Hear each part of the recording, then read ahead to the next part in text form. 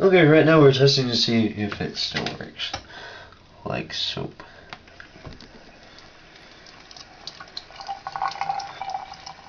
Just wetting it. It's already starting to get hard. And there you go.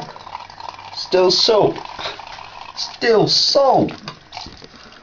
That is really cool because now we have even more soap.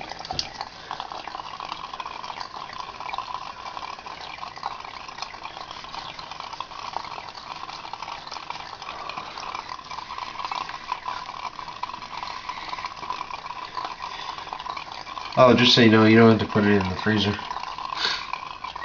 I just did that so it hardened quicker. Only left it in there for like 10 minutes.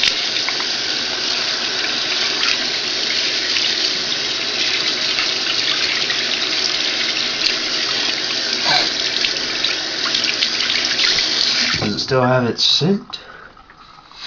Yes, it does. This is great. This is great!